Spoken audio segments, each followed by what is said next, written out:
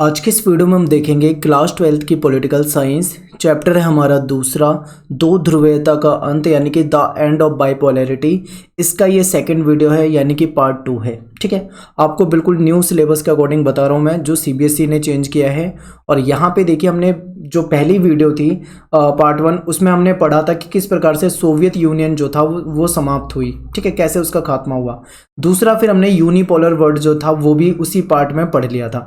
आज के इस वीडियो में हम देखने वाले हैं, टॉपिक हमारा मिडल ईस्ट क्राइसिस अफगानिस्तान।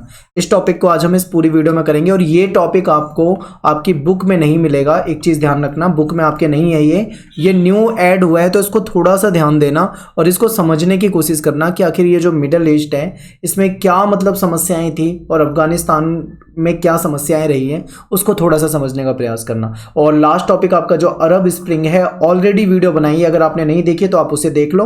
और ये जो बीच के एक दो टॉपिक हैं ये नेक्स्ट पार्ट में आ जाएंगे आपके। शुरू करते हैं अपने वीडियो को। सबसे पहला टॉपिक आज का हम यही लेने वाले हैं, एक ही टॉपिक लेंगे, सेपरेट वीडियो है पर डिटेल में आपको बताऊंगा। मिडल ईस्ट क्राइसिस यानी कि मध्य पूर्व संकट। तो देखते हैं इसमें क्या क्या आएगा। सबसे पहले आपके सामने एक वर्ल्ड का मैप है, आप इसे ध्यान से देखिए। ये है नॉर्थ अमेरिका, ये है साउथ अमेरिका यानी कि ये उत्तरी अमेरिका, ये दक्षिणी अमेरिका, ये आएगा अफ्रीका महाद्वीप।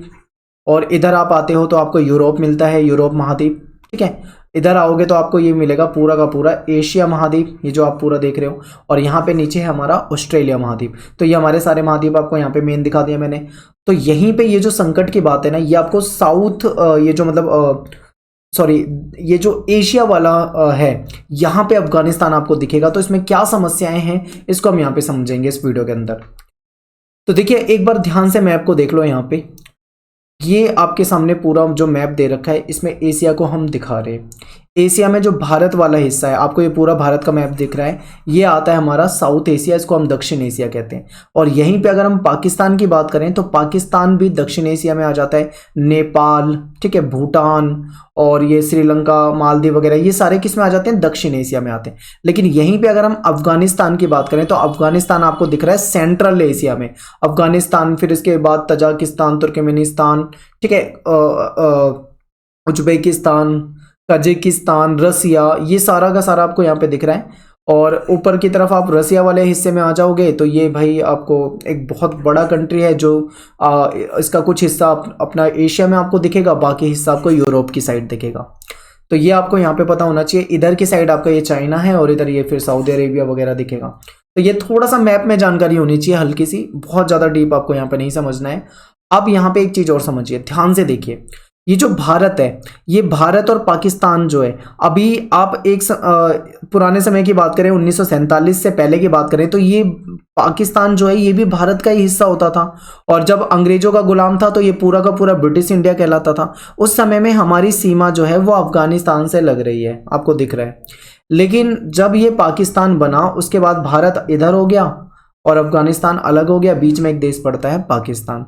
तो यहाँ पे ये थोड़ी सी बेसिक जानकारी आपको होनी चाहिए। अब यहाँ पे देखिए क्या था कि एक समय ऐसा था जब दुनिया में ब्रिटेन सबसे ताकतवर था। ब्रिटेन ने बहुत सारे देशों को अपना गुलाम बना रखा था। उसी समय में रसिया भी जो था वो भी बहुत ताकतवर था। तो ये जो अफगानिस्तान है, इसकी कुछ लोकेशन ऐसी है एशिया में, बहुत महत्वपूर्ण जगह पे है ये। अब इसमें देखो क्या महत्वपूर्ण है कि मान लो अगर इधर से हम इंडिया से कहीं आगे इधर की तरफ जाते हैं, ठीक है, एशिया की तरफ, ऊपर की तरफ, तो हमें बीच में अफगानिस्तान पड़ रहा है। या कोई इधर से आ रहा है तो बीच में अफगानिस्तान पड़ रहा है। चाइना से इधर को जाएंगे, अफगानिस्तान पड़ रहा है। ठीक है, मतलब अफगानिस्तान कुछ लोकेशन ही ऐसी है जो सबके बीच में पड़ता है ये। और अफगानिस्तान जो है ये आप ये लगा लो, एक ऐसा देश है जो बहुत लंबे समय से काफ़ी मतलब यहाँ पे समस्याएं रही हैं। लगभग 40 साल तक तो ऐसा माहौल रहा है कि आप सोच भी नहीं सकते हो, इतना बुरा हाल है यहाँ पे। तो इसीलिए अफगानिस्तान को देखेंगे तो ब्रिटेन भी चाहता था कि भाई अफगानिस्तान में इसका दबदबा बना रहे, रसिया भी चाहता था कि इसका दबदबा बन जाए। तो इन दोनों के बीच में ये माहौल था। लेकिन बाद में क्या हुआ, ब्रिटेन जो था उसकी शक्ति कम हो गई। फिर एक समय में अमेरिका जो था वो ज़्यादा ताकतवर हो गया। तो अमेरिका और यूएसएसआर के बीच में भी फिर वही अफगानिस्तान वाला मुद्दा बना रहा। तो यही पूरा का पूरा हम इस वीडियो में देखने वाले हैं। तो ये देखिए आपके सामने टॉपिक है यहाँ पे अफगानिस्तान। अफगानिस्तान जो है, इसमें अफगानिस्तान जो है दो शब्दों से मिलकर बना, आपको दिख रहा है, एक अफगान एक स्थान। अफगान का मतलब होता है, अफगान जो है वहाँ के पश्तून लोग जो है वो अफगान कहलाते हैं। या तो अफगान कह लो या पश्तून कह लो, पठान भी कहा जाता है, ठीक है। और स्थान जो है इसका मतलब है यहाँ पे लैंड, यानी कि इसका हम ऐसे मतलब कह सकते हैं लैंड ऑफ अफगान, यानी कि जो अफगान लोग हैं उनकी भूमि, इस तरीके से इसका नाम हम बोल सकते हैं, ठीक है, लैंड ऑफ अफगान। तो ये अफगानिस्तान जो है, यहाँ पे अगर हम देखते हैं तो यहाँ पे जो लोगों की बसावट है उसमें जो पश्तून लोग हैं वो सबसे ज़्यादा है 42%, यानी 42% जो वहाँ की जनसंख्या में अगर हम देखें तो 42% सबसे बड़ा हिस्सा जो है वो पश्तून का आता है। इनको अफगान भी कहा जाता है, इनको पठान वगैरह भी कहा जाता है। ताजिक की बात करते हैं तो ताजिक की बात करें तो ये 27% है। हजारा की बात करें तो ये 8% है। उज्बेक की बात करें तो 9% है। इसके अलावा बहुत सारे हैं, अरबी वगैरह भी हैं, पर उनकी जो संख्या वो बहुत कम है। मेन जो है ये 4 ही हैं जो पूरे अफगानिस्तान में जिनकी जनसंख्या काफ़ी ज़्यादा मात्रा में देखी जाती है। इसके बाद इसकी थोड़ी सी भौगोलिक स्थिति की बात कर लें, और ज्योग्राफिक कंडीशन, जो इसकी भौगोलिक जो स्थिति है वो आपको मैप में तो दिखाई दिया था कि ये एक ऐसा देश है, इसके चारों तरफ मतलब ये विभिन्न अलग अलग देशों से घिरा हुआ है। एक तरफ इसके पाकिस्तान था, दूसरी तरफ ईरान वगैरह आपको दिख रहा था। आप एक बार मैप को दोबारा देख सकते हैं, यानी कि जैसे कि समुद्र का किनारा वगैरह नहीं है इसके साथ में, ठीक है। अफगानिस्तान में ये एक ऐसा देश है जो चारों तरफ से भूमि से घिरा हुआ है। देखो ये अफगानिस्तान है, इसके इधर आपको ईरान दिख रहा है, ऊपर आपको ये तुर्कमेनिस्तान शायद दिख रहा है यहाँ पे, ठीक है, कजाकिस्तान, इधर ये पाकिस्तान। तो मतलब ये पूरा का पूरा विभिन्न देशों से घिरा हुआ देश है। जैसे बहुत सारे देश होते हैं वो कहीं ना कहीं समुद्र का किनारा लग रहा होता है उनसे, पर इससे कोई किनारा नहीं लग रहा है। तो इसकी लोकेशन जो है वो बाकियों से काफ़ी अलग है। और यहाँ की जो भूमि की बात करें तो ज़्यादा उपजाऊ भूमि नहीं है यहाँ पे, मतलब खेती इतनी अच्छी नहीं होती है जैसे भारत वगैरह में हो जाती है, यहाँ नहीं होती है। हिंदुकुश पर्वत जो है, अगर आप गूगल मैप पे सर्च करोगे तो एक बहुत बड़ा हिस्सा जो है वहाँ पे हिंदुकुश पर्वत दिखाई देते हैं। उससे अफगानिस्तान का कुछ हिस्सा ऊपर बढ़ रहा है, कुछ हिस्सा नीचे बढ़ रहा है। तो पहाड़ी इलाका भी है, उबड़ खाबड़ वाला कुछ हिस्सों में। दक्षिण की तरफ देखोगे तो कुछ जगह पे रेगिस्तानी रेत वाला इलाका भी आपको दिखेगा, ठीक है। कुछ जगह पे भूमि है पर उतनी उपजाऊ भूमि तो नहीं कह सकते, ठीक है। तो ये एक ऐसा देश है जो चारों तरफ से भूमि से घिरा हुआ देश है। इसके चारों तरफ अलग अलग देश आपको देखने को मिल जाएंगे। तो ये कुछ इसकी भौगोलिक स्थिति बन जाती है। पाकिस्तान और अफगानिस्तान के बीच में जो रेखा है उसको ड्यूरेंट रेखा कहा जाता है। देखिए ये जो बॉर्डर रेखा है, जैसे मान लो ये पाकिस्तान है, मान लीजिए ये पाकिस्तान है, ठीक है, और इसके बाद जो अफगानिस्तान है, तो ये जो बीच वाली रेखा है इसको क्या कहा जाता है, इसको ड्यूरेंट रेखा कहा जाता है। जब पाकिस्तान और अफगानिस्तान के बीच की रेखा का कोई नाम है तो ऐसे तो भाई भारत और पाकिस्तान के बीच की रेखा का भी नाम होगा, तो ये भी आप याद कर सकते हैं। इंडिया और पाकिस्तान के बीच की रेखा जो है उसको रेड क्लिफ कहा जाता है, ठीक है, इसको रेड क्लिफ कहा जाता है। अगर आप नॉलेज के लिए रखना चाहें तो लिख लेते हैं। और अगर इंडिया और चाइना के बीच की जो रेखा है उसको क्या कहा जाता है, तो उसको मैकमोहन रेखा कहा जाता है। मैं शॉर्ट में लिख देता हूँ, मैकमोहन रेखा कहा जाता है। तो ये 2-3 नाम आप याद रख सकते हैं, रखना चाहें तो। अब बात करते हैं आखिर है क्या पूरा मुद्दा। तो देखिए द ग्रेट गेम के नाम से जाना जाता है। 19वीं शताब्दी की बात करें, 19वीं शताब्दी का मतलब है 1801 से लेके 1899 आप ये मान सकते हो, ठीक है, या 1900 के करीब तक। तो ये जो समय रहा है 19वीं शताब्दी, इसमें ब्रिटेन जो था ताकतवर था, दुनिया के बहुत सारे देशों को अपना गुलाम बना चुका था। तो ब्रिटेन जो था वो भारत में भी अपना कब्जा कर चुका था। ऐसे में रसिया जो चाहता था कि अफगानिस्तान पे उसका कंट्रोल हो, ऐसे ही ब्रिटेन नहीं चाहता था कि रसिया का कंट्रोल अफगानिस्तान पे हो। तो इन दोनों के बीच में तनातनी रहती थी, ब्रिटेन और रसिया के बीच में अफगानिस्तान को लेके, ठीक है। 19वीं शताब्दी की बात है। लेकिन अगर हम यही बात करें 20वीं शताब्दी में, तो 20वीं शताब्दी में क्या हो गया, ब्रिटेन का प्रभाव कम हो गया, लेकिन यहाँ पे ताकतवर कौन सा हो गया, यूएसए ताकतवर हो गया, और दूसरी तरफ यूएसएसआर। फिर उन दोनों के बीच में भी वही वाला हाल हो गया, ब्रिटेन और रसिया नहीं रहे, अब ये आ गया यूएसए और यूएसएसआर, यानी कि एक तरफ अमेरिका, दूसरी तरफ आप रसिया कह सकते हो। और इन दोनों के बीच में फिर से वही कहानी, अफगानिस्तान पे कंट्रोल बनाने रखने के लिए। तो यहीं पे 20वीं शताब्दी की अगर हम बात करें तो आपको याद होगा सन 1945 से के बाद अमेरिका और यूएसएसआर के बीच में क्या रिलेशन थे, शीत युद्ध वाला आपने पूरा पार्ट 1 में आपको डिटेल में बताया था। दोनों के बीच में कंपटीशन था, इसीलिए दोनों चाहते थे किसी तरीके से अफगानिस्तान पे कंट्रोल बना रहे हैं या उनका कंट्रोल बन जाए, और एक दूसरे को पसंद नहीं करते थे वो। तो देखिए अफगानिस्तान के बारे में थोड़ा सा समझते हैं। अफगानिस्तान जो है यहाँ पे कई बड़े बदलाव 1960 के दशक में देखने को मिलते हैं। यहाँ पे राजा थे इसके, जो उनका नाम था जाहिर शाह। ये जो राजा रहे हैं इन्होंने यहाँ पे कुछ चेंजेस किए, अफगानिस्तान में कुछ सुधार करने का प्रयास किया। जैसे कि वहाँ जो महिला हैं उनके एजुकेशन पे मतलब खर्च किया, यूनिवर्सिटी वगैरह बनाई, उनको पढ़ाई पे ध्यान देने के लिए खर्च किया।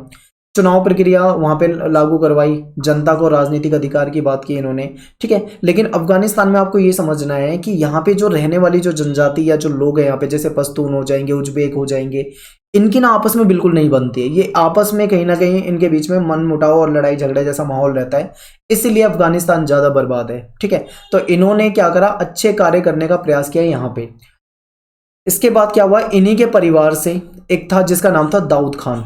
इन्होंने क्या करा, इसको सत्ता से हटा दिया, जाहिर शाह को सत्ता से हटाकर सत्ता पे खुद को, मतलब खुद के कब्जे में ले ली सत्ता, और बन गया ये वहाँ पे प्रेसिडेंट वगैरह। और 1978 में इसका भी तख्ता पलट कर दिया गया। फिर वहाँ पे जो कम्युनिस्ट पार्टी थी वहाँ की, वहाँ पे कम्युनिस्ट शासन था, ठीक है, जिसको कहा जाता है PDPA, यानी कि people's democratic party of Afghanistan. ये जो पार्टी थी, इस पार्टी ने इसका भी तख्ता पलट कर दिया दाऊद खान का, और वहाँ पे सत्ता में आ गई। तो जो जाहिर शाह ने कुछ सुधार करने का प्रयास किया था, ऐसे ही सुधार कुछ दाऊद खान ने भी करने का प्रयास किया अपने समय में। लेकिन जब PDPA आ गई तो इसने फिर अपने हिसाब से काम करना शुरू करा। अब ये जो PDPA जो है, ये कम्युनिस्ट पार्टी है, यानी कि वामपंथी विचारधारा वाली पार्टी है। तो वामपंथी जो होते हैं, आपको पता ही है कैसे है कि वो राज्य के हाथ में सब कुछ रखना चाहते हैं, पूंजीपति और पूंजीवाद को बिल्कुल उसके खिलाफ रहते हैं। तो ये जो कम्युनिस्ट सरकार थी यहाँ की, इन्होंने जमीन को लेकर सुधार करने शुरू करे। बहुत सारे लोग ऐसे थे यहाँ पे जिनके पास जमीन का हिस्सा बहुत ज़्यादा था, बड़ी बड़ी ज़मीनें थी, और बहुत सारे लोग ऐसे थे जिनके पास ज़मीन बिल्कुल भी नहीं थी।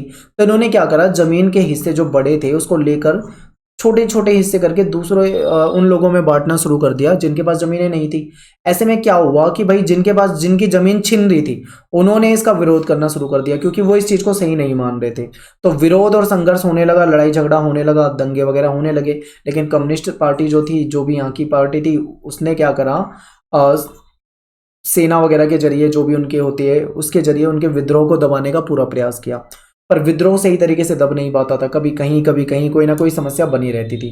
तो ऐसे में PDPA ने जो काम किया, PDPA ने सोचा कि क्यों ना हम सोवियत संघ से मदद लें, क्योंकि सोवियत संघ जो है वो कम्युनिस्ट शासन वाला देश है। और ऐसे में इन्होंने क्या करा, सोवियत संघ से मदद मांगी। और सोवियत संघ की एक बहुत बड़ी गलती थी ये, अगर अभी तक की आपको कहानी समझ में आई हो तो अब इसे ध्यान से समझिए। सोवियत संघ की बहुत बड़ी गलती थी जो उसने इसको, अफगानिस्तान को मदद के लिए कह दिया। अब आगे देखो क्या कहानी हुई, ये बहुत इंटरेस्टिंग है।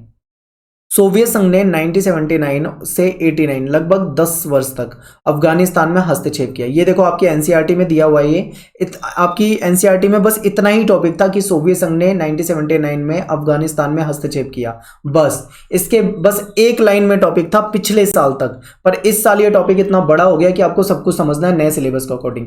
तो ये जो 1979 में अफगानिस्तान में सोवियत संघ ने हस्तक्षेप किया था, वही वाली कहानी मैं आपको बता रहा हूँ कि सोवियत संघ से मदद मांगी, सोवियत संघ ने कह दिया ठीक है हम मदद दे देंगे। फिर क्या हुआ, विद्रोह को दबाना चाह रही थी वहां की सरकार, तो उन्होंने बोला भाई हमें हथियार वगैरह दे दो। तो उन्होंने कहा ठीक है भाई, हथियार वगैरह जैसी मदद चाहिए आपको हम वैसी मदद दे देंगे। तो सोवियत संघ ने 24 दिसंबर 1979 की बात करें, 24 दिसंबर 1979 को अपनी सेना जो थी वो अफगानिस्तान में भेज दी। और सोवियत संघ की एक बहुत बड़ी मूर्खता थी ये, जो उसने ऐसा कदम उठाया। अब यहाँ पे इन्होंने सेना भेज तो दी, लेकिन दुनिया में कौन सा माहौल चल रहा है, अब आप याद रखो, मैंने आपको लास्ट वीडियो में बताया था कि 1945 से लेके 1991 तक शीत युद्ध का दौर चल रहा था। एक तरफ था अमेरिका और दूसरी तरफ था यूएसएसआर। यूएसएसआर ने गलती क्या कर दी, वहां पे अपनी सेना भेज दी। अब ऐसे में क्या हुआ, जो मुस्लिम देश जो थे, क्योंकि अफगानिस्तान भी एक मुस्लिम देश है आप ये समझ लो, और बहुत सारे देश जो थे इसको सपोर्ट करने लगे, तो मुस्लिम देश जो थे वो इनके सपोर्ट में आ गए अफगानिस्तान के, ठीक है। और उन्होंने सोवियत संघ की सेना भेजने वाली बात का बहुत ज़्यादा विरोध किया। अफगानिस्तान के लोगों ने भी इसका खूब विरोध करा। उन्होंने बोला भाई जो भी हमारा मामला है वो हमारे और सरकार के बीच का मामला है, अब इसमें किसी दूसरी जगह से सेना कैसे आ सकती है। और सेना ने उन लोगों को मारना भी शुरू कर दिया। तो लोग भी, जो जनता भी थी उसने भी विरोध करना शुरू कर दिया। यहाँ तक कि यूएनओ ने भी इसको गलत ठहराया कि भाई तुमने कैसे भेज दी अपनी सेना वहां पे, तुम्हारा क्या मतलब बनता है कि वो भाई उसकी सरकार है और वो आपस में लड़ रहे हैं, हमें समझौता कराना चाहिए कि हमें वहां सेना भेज देनी चाहिए। तो ये गलत था। तो भाई यूएसएसआर का वहां पे भी विरोध हुआ, लेकिन यूएसएसआर जो था महाशक्ति था, उसने नहीं सुनी किसी की। इसके बाद अमेरिका जो था, अमेरिका तो चाहता था भाई किसी भी हालत में मतलब इसको पीछे कर दिया जाए। तो अमेरिका ने भी क्या करा, इसका विरोध करा। और इन सब ने मिलकर क्या करा, जो अफगान थे उनकी मदद करनी शुरू कर दी, वहाँ की जनता की, वहाँ के लिए हथियार वगैरह जो भी अपने दम पे दे सकते थे सब कुछ इन्होंने उनको प्रोवाइड करना शुरू कर दिया। अब यूएसएसआर की गलती क्या थी, वो उलझ गया, इनके साथ उलझ गया। इधर यूएसएसआर जो है अपने कीमती हथियार, कीमती संसाधन किस पे खर्च कर रहा है, बेफिजूल में खर्च कर रहा है अफगानिस्तान में। और इस एक तरह से कमजोर भी हो रहा था इस समय में। ठीक है, सोवियत संघ के विघटन का एक कारण है ये 1979 वाला जो हस्तक्षेप है, यानी कि अपनी जनता की भलाई के लिए काम ना करते हुए यहाँ के लोगों के लिए काम कर रहा है और उनसे लड़ रहा है, तो ये गलत था। अब ये हो गया भाई यहाँ पे। तो ऐसे में जो इतना विरोध हुआ सोवियत संघ का, हर तरफ से विरोध हुआ, इसके बाद भी सोवियत संघ नहीं माना। सोवियत संघ ने अफगानिस्तान के विभिन्न शहरों को अपने कब्जे में ले लिया। अब यहाँ पे लड़ाई जो हो रही थी वो सोवियत संघ और वहाँ की जनता से। ठीक है, जनता उनके खिलाफ थी, सरकार के और इसके। तो सभी जो विद्रोही थे वो मिल गए, एक साथ हो गए और उन्होंने इसे धार्मिक युद्ध का रूप दे दिया। उन्होंने कहा कि भाई हम जो हैं हम इस्लाम को मानते हैं, और ये जो सोवियत संघ के हैं, सोवियत संघ किसको मानता है, सोवियत संघ का कोई ऐसा कोई धर्म ही नहीं मानता ये तो।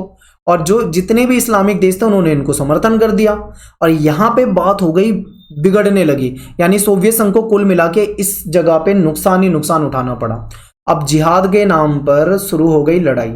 सोवियत संघ के खिलाफ लड़ने वाले जो थे वो मुजाहिदीन अपने आप को कहते थे, मुजाहिदीन कहलाए, और इन्होंने कहा कि ये जिहाद है। सोवियत संघ के खिलाफ कई सारे देश जो थे उन्होंने उसको समर्थन कर दिया था अफगानिस्तान को। जैसे कि आपको पता होगा पाकिस्तान बहुत समर्थक रहा है तालिबान का और इसका, तो पाकिस्तान ने भी समर्थन कर दिया अफगानिस्तान को। और आपको पता होगा पाकिस्तान जो था अमेरिका के गुट में भी था उस समय में, तो इसलिए ये उसके साथ था। अमेरिका तो इसके खिलाफ वैसे ही था, अमेरिका ने भी इससे मतलब इसके खिलाफ हो गए। चीन जो था, चीन वैसे चीन में भी समाज साम्यवाद ही है और यूएसएसआर में भी साम्यवाद है, पर यूएसएसआर और चीन के बीच में जो थे वो सब एक तरफ हो गए और सोवियत संघ बेचारा एक तरफ पड़ गया। यानी सोवियत संघ ने बहुत बड़ी गलती कर दी अपनी सेना वहां पर भेजकर, क्योंकि सोवियत संघ पड़ गया अकेले। उधर दूसरी तरफ अमेरिका भी है, पाकिस्तान भी है, चीन भी है, सऊदी अरब भी है, अन्य मुस्लिम देश भी हैं, अफगानिस्तान की जनता भी उनके खिलाफ है। तो इस तरीके का माहौल बन गया। अब ऐसे में क्या हुआ भाई, लड़ाई होने लगी और इन्होंने सहारा लिया गुरिल्ला युद्ध का। अब ये गुरिल्ला वॉर जो होता है, गुरिल्ला युद्ध जो होता है, ये क्या होता है, ये देखिए बहुत बड़ा मतलब है इसका, पर मैं आपको शॉर्ट में समझाता हूँ। गुरिल्ला युद्ध एक तकनीक है, ठीक है, युद्ध की एक तकनीक है, एक तरीका है जिसमें छिपकर वार करते हैं। एग्जाम्पल के लिए मैं आपको बताता हूँ, जैसे मान लो कोई जंगल है, यहाँ पे बहुत सारे पेड़ हैं, ठीक है, कोई सेना है इस जंगल से जा रही है, तो वो जो इनके दुश्मन होंगे वो पेड़ों पे छुप के बैठे रहेंगे। अचानक से ऊपर से या तो उनके ऊपर पत्थर मार देंगे या फिर कुछ पेट्रोल वगैरह छिड़क के जला देंगे या कुछ ऐसा कर देंगे जिससे कि मतलब छुप के करते हैं बिल्कुल। या फिर मान लो दूसरा तरीका बता दूं कि जैसे सड़क पे जा रहे हैं, जंगल से कहीं जा रहे हैं, तो वहाँ पे घास वगैरह पत्ते वगैरह बिछा देंगे उस पे रोड पे, तो उन लोगों को लगेगा भाई बिल्कुल मतलब ये तो रोड है, वो चलते हुए जाएंगे। अचानक से पता लगे यहाँ पे एक गड्ढा था और वो तो घास वास रखी थी, ऐसे बिछा के रखी थी कि उन्हें पता नहीं लगा, उन्होंने जैसे ही पैर रखा सारे के सारे गड्ढे में गिर गए। यानी ये कुछ ऐसी तकनीक अपनाई जाती है गुरिल्ला युद्ध में कि सामने वाले को बहुत भयंकर नुकसान पहुंचाया जाए और छुपकर युद्ध किया जाए। और क्योंकि आपको पता है अफगानिस्तान में बहुत सारा इलाका पहाड़ी इलाका था और तो वहाँ पे ये सब करना थोड़ा पॉसिबल भी था, क्योंकि जो समतल क्षेत्र होता है वहाँ पे गुरिल्ला युद्ध नहीं होता, क्योंकि आप एक जगह पे खड़े हो तो आप 2-2, 4-4 किलोमीटर चारों तरफ नज़र घुमा के देख सकते हो, कोई छुपी चीज़ आपको नज़र आ सकती है, पर यहाँ पे नहीं हो पाता। इसीलिए ये जो गुरिल्ला युद्ध था ये अपनाया गया और इसके जरिए जो सोवियत संघ की सेना थी उसको बहुत नुकसान हुआ। सोवियत संघ के जो सैनिक थे बहुत सारे मारे जाने लगे, वहाँ की जो पीडीपीए थी उसके सैनिक मारे जाने लगे। यानी कि कुल मिला के देखा जाए तो नुकसान होने लगा सबसे ज़्यादा सोवियत संघ को। फिर 1985 में सोवियत संघ में कुछ चेंज हो गए। यहाँ पे सोवियत संघ के जो कम्युनिस्ट पार्टी में एक महासचिव आ गए जिनका नाम था मिखाइल गोर्बाचेव। और मिखाइल गोर्बाचेव जो थे वो बहुत ही अलग सोच के व्यक्ति थे, यानी वो सोवियत संघ की नीतियों को बदलना चाहते थे, सोवियत संघ में सुधार लाना चाहते थे। तो इन्होंने क्या करा, सोवियत संघ में सुधार की नीति को लागू किया। इन्होंने आर्थिक राजनीतिक सुधार की नीति चलाई थी। वहां पे इन्होंने फैसला किया कि सोवियत संघ की सेना जो है उसको वापस बुलाया जाएगा, क्योंकि वहां पे कोई फायदा नहीं हो रहा, केवल और केवल सोवियत संघ को नुकसान हो रहा है, सैनिक मारे जा रहे हैं, संसाधन जा रहे हैं, इतने सारे देश उसके खिलाफ हो रहे हैं। कुल मिला के सोवियत संघ को कोई इससे फायदा नहीं था, बस नुकसान था। इन्होंने फैसला करा भाई हम अपनी सेना को वापस बुलाएंगे और सोवियत संघ दूसरे देशों में अपनी सेना बेवजह नहीं भेजेगा, यह भी फैसला कर लिया कि आगे से ऐसी गलती जो हमने आज कर दी है वो दोबारा करेंगे भी नहीं। तो 1989 तक सेना जो थी लगभग वापिस आ गई। अब आप इसको जोड़ते हुए चलो, अगर आपने चैप्टर पढ़ा है तो हो सकता है टॉपिक नया है, आपको मुश्किल लगे या थोड़ा अजीब लगे, 2 बार वीडियो को देखो, पर समझो यहां से आपको कनेक्शन जोड़ना है। 1985 ये जो था पूरा का पूरा आपके सेकंड चैप्टर में दिया हुआ है। 1989 में एक घटना हुई थी, वो घटना क्या थी आपको याद होगा, बर्लिन की दीवार गिरा दी गई थी। यानी जो दुनिया को दो हिस्सों में बांट रही थी वो दीवार गिरा दी गई थी। बहुत सारे देश सोवियत संघ से नाराज हो रखे थे, सोवियत संघ से अलग हो चुके थे और 1991 में सोवियत संघ पूरी तरीके से खत्म हो गया। यानी कि इनके बीच की एक घटना है अफगानिस्तान वाली, जो कि हमारे सिलेबस में पिछले साल तक नहीं होती थी लेकिन इस साल जोड़ी गई है। अब आपके लिए आज का एक क्वेश्चन मैं कमेंट में दे रहा हूं, आप इसका जवाब मुझे लिख के देंगे, पॉइंट में लिखना, आपको एक्सप्लेन नहीं करना है। सोवियत संघ के जो विघटन हुआ था उसका विघटन के क्या परिणाम हुए, आप मुझे इसका जवाब कमेंट में लिखो। आगे देखते हैं भाई टॉपिक। अभी टॉपिक खत्म नहीं हुआ है, याद रखें टॉपिक आपका खत्म नहीं हुआ, यहां तक एक कहानी थी। यानी आपने देखा कि सोवियत संघ जो था उसने गलती करी, अपनी सेना भेज दी वहां पे यूएसएसआर ने, और अफगानिस्तान जो था वहाँ की जनता और उनके साथ बहुत सारे मतलब देश आ गए, सोवियत संघ को नुकसान हुआ, ये एक कहानी थी। इसके बाद जैसे ही वहां से उनकी सेना चली गई तो फिर इसके बाद 1989 में इन्हें लगा कि भाई अब तो मतलब सोवियत सेना चली गई, अब तो हम आज़ाद हैं। तो अब इन्होंने आपस में लड़ना शुरू कर दिया, क्योंकि मैंने आपको बताया था कि आपस में ही लड़ते झगड़ते रहते थे। तो 1989 से 1996 तक यहाँ पे गृह युद्ध चला भयंकर। 1991 से 91 में सोवियत संघ जो था वो विघटन हो गया था, टूट गया था। तो इसके बाद अफगानिस्तान में नजीबुल्लाह जो थे उसकी सरकार थी, ठीक है। और इस सरकार को, नजीबुल्लाह की सरकार को जो था यूएसएसआर का सपोर्ट मिलता था, उससे इसको पैसे वगैरह सलाह वगैरह सब कुछ मिलती थी। लेकिन जब यूएसएसआर 1991 में ख़त्म ही हो गया तो उसके बाद इसको भी समर्थन मिलना नहीं, बंद हो चुका था। और कुछ समय के बाद 1992 के आसपास की बात है, ये इनकी सरकार जो थी वो गिर गई। अब सरकार गिर गई तो फिर से लड़ाई होने लगी, भाई सत्ता में कौन आएगा, सत्ता में कौन आएगा, इस चीज़ को लेकर। तो ये देखिए, मान लीजिए कि ये आपके पास सोवियत संघ का नक्शा है, मान लो मैंने बनाया है, अच्छे से नहीं बना होगा, एक एग्जाम्पल के लिए समझाने के लिए बता रहा हूँ खाली।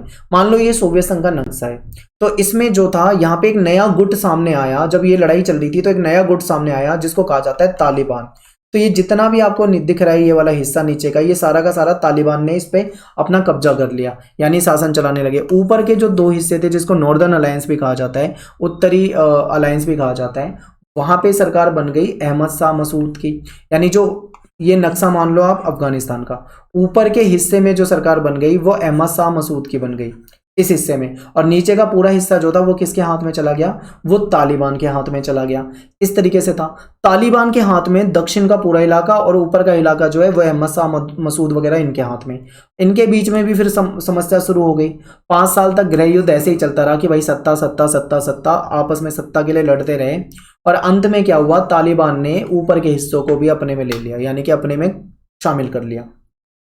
तो ये दूसरी कहानी थी। आपने देखा यहाँ पे 1989 से लेकर 1996 तक ऐसा चलता रहा। अब 1996 में पूरी तरीके से तालिबान जो है, अब इसका पूरे अफगानिस्तान में इसका शासन एक तरह से, पहले 2 हिस्सों में नहीं था, अब इन्होंने उस 2 हिस्से को भी जीत लिया और अपने में शामिल कर लिया। इस तरीके से तालिबान का शासन जो था पूरे इसमें आ गया, पूरे अफगानिस्तान में आ गया। तालिबान के जो नेता थे उनका नाम था मुल्ला अमर। तो ये जो मुल्ला अमर थे, इनके नेतृत्व में शासन चला। इन्होंने 5 साल तक अपना शासन चलाया, लेकिन यहाँ पे व्यवस्था इन्होंने बहुत ज़्यादा बिगाड़ दी। यहाँ पे इन्होंने शरिया कानून लागू कर दिया और तालिबान को मान्यता देने वाला केवल पाकिस्तान था। जो पहले अधिकार दे रहे थे, यानी इससे पहले जो सबसे पहले शासन आया था, आपको बताया था कि मैंने एक शासन आया, उन्होंने सुधार करने की कोशिश की, दूसरा आया उसने सुधार करने की कोशिश की, तीसरा आया जो पीडीपीए वाला शासन, उसने सुधार करने की कोशिश की, लेकिन इन्होंने आके यहाँ पे सब कुछ बिगाड़ना शुरू कर दिया। तो ये 1996 से 2001 तक ये कहानी चली, ठीक है। तो ये स्लाइड शायद 2 बार आ गई गलती से, आप इसे समझ जाएं। आगे देखें, तो तालिबान का शासन जो था, इसकी एक गलती क्या थी वो ये भी समझिए। अलकायदा एक आतंकवादी संगठन था। अलकायदा क्या था, एक आतंकवादी संगठन था, आतंकवादियों का संगठन था। इस तालिबान ने उस आतंकवादी संगठन को समर्थन दिया अपना, जबकि कभी भी किसी भी सरकार को अपना समर्थन किसी भी आतंकवादी संगठन को कभी नहीं देना चाहिए, पर इन्होंने समर्थन दे दिया अलकायदा को। अलकायदा का जो नेतृत्व था वो ओसामा बिन लादेन, जिनका नाम सुना है आपने, ये एक ऐसा आतंकवादी रहा है मतलब जिसको अमेरिका ने मार गिराया, ठीक है। अमेरिका का दुश्मन समझ लो आप इसे। तो ये जो ओसामा बिन लादेन था, इसका अलकायदा जो था इसको समर्थन कर रहा था तालिबान। तालिबान ने इसको खूब समर्थन किया। अब ऐसे में क्या हुआ, इसके कई सारे ट्रेनिंग कैंप वगैरह जो थे वो अफगानिस्तान के अंदर खुलेआम चल रहे थे। जिस तरीके से पाकिस्तान वगैरह में चलते हैं आतंकवादी संगठन और ये खुलेआम चलते हैं, ऐसे ही यहाँ पे भी खूब चल रहे थे। लेकिन इसने क्या करा, इस अलकायदा ने नुकसान पहुंचाना शुरू करा अमेरिका को।